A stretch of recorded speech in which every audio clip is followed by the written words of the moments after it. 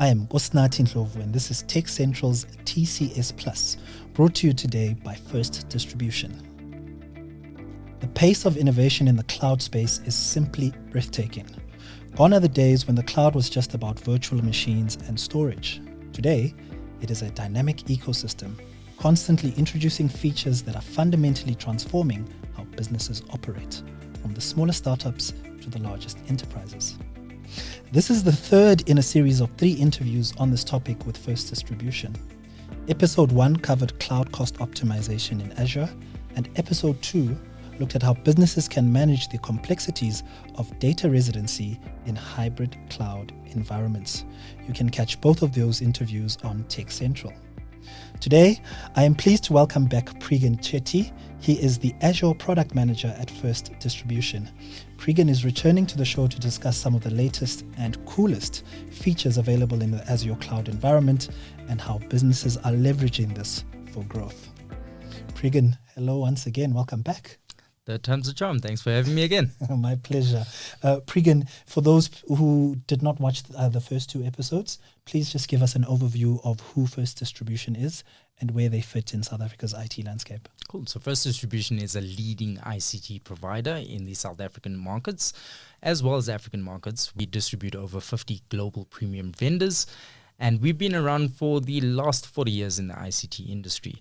We deal with multiple different technologies ranging from networking all the way to the cloud, of which we're here to talk about today. Okay. Let me start by asking you this, Preegan. What benefits do cloud environments offer over on-prem when it comes to companies' ability to innovate and experiment with new technologies? Mm-hmm. If you're speaking specifically to innovation and adoption of new technologies, the first major impact is scalability. The ability for organizations to instantly scale their resources on demand, or even downscale those resources if needs be. The second key advantage that you're getting is speed to market. There are pre-templated, pre-provisioned technologies that are literally click and go. That allows organizations to speed their time of taking a particular service, or taking a particular technology to market. Next up, you have the access to advanced services. Your things like AI, your cognitive services, the ability to use things like DevOps tools, FinOps tools. These are things that are readily available within Microsoft Azure. Preegan, speaking to that now, new tools are being deployed all the time and companies want to be on the cutting edge, but there's not always time or resources to keep abreast. How can companies ensure that they're up to date with the latest cloud developments and using them appropriately? It's actually quite simple, right? As much as it sounds as a complex question. And it's literally taking due diligence onto yourselves.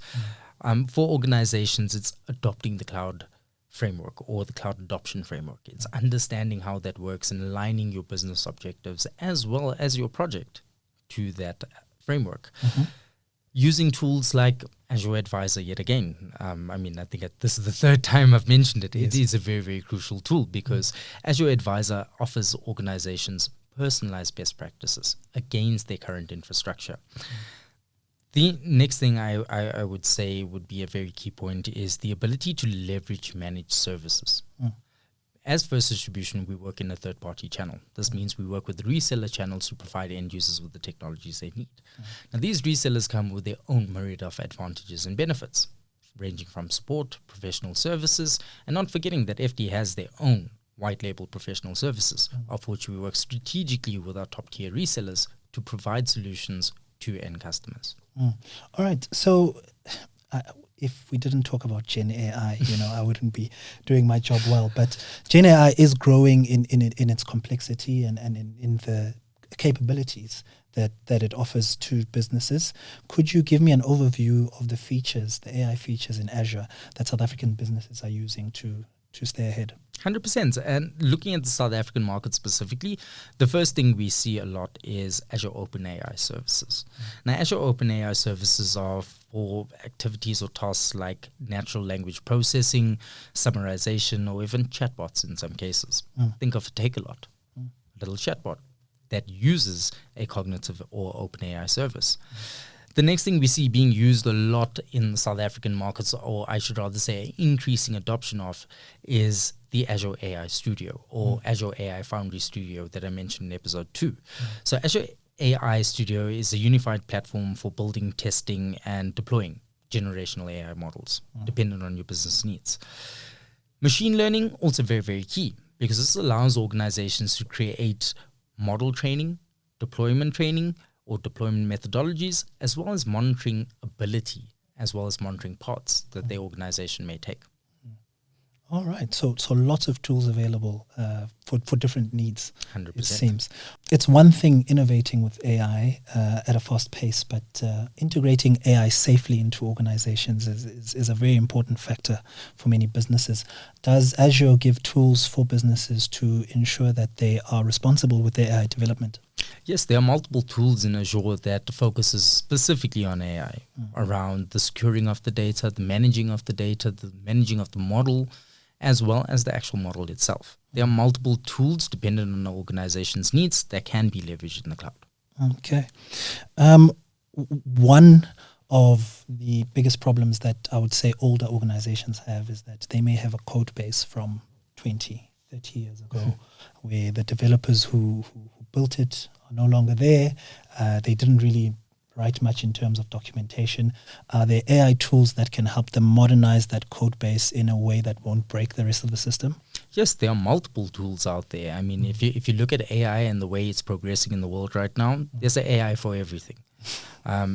Yes, it's not necessarily going to give you the right answer if your prompt is incorrect, but yes, there are multiple tools. For example, Azure Copilot has been built to be that little advisor in the Azure space, essentially allowing organizations to leverage that AI tool for any information, any automation, or any capabilities that they may need in the future.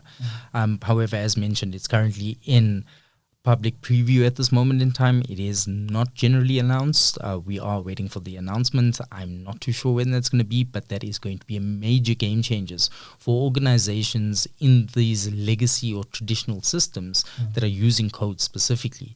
But let's not forget that there is tools for AI.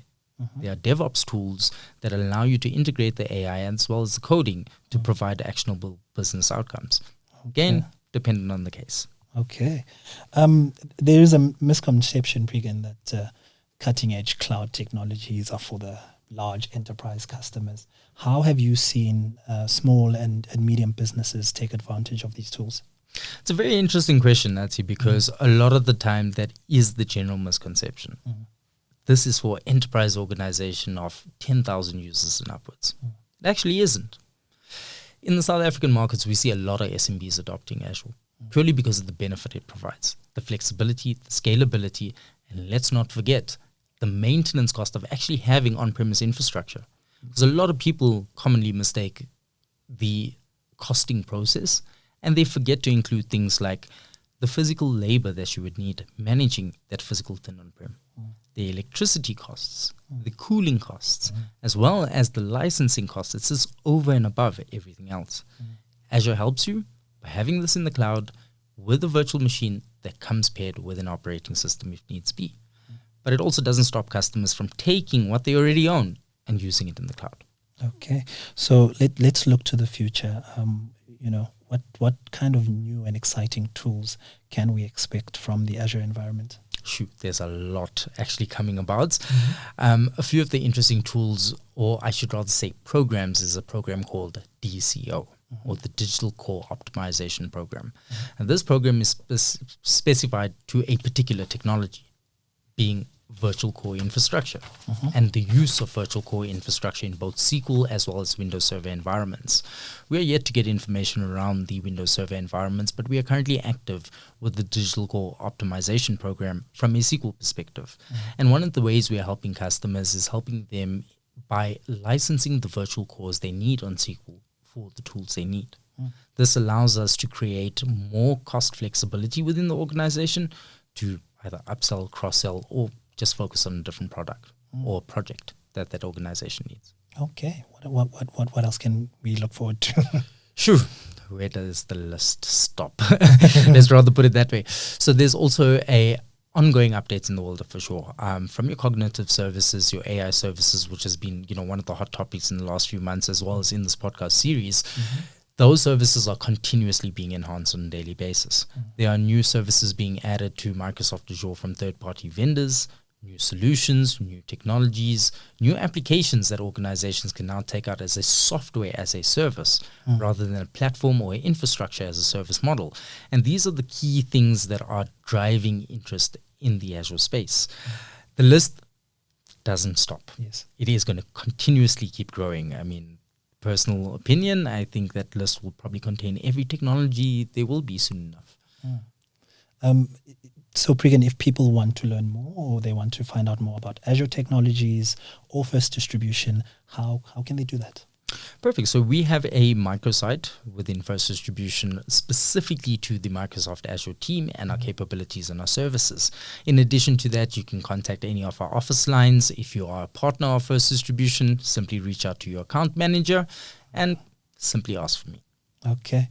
Well, Preegan, thank you very much for an informative episode as well as an informative series. Thank you so much for having me, Nate, and hosting the session.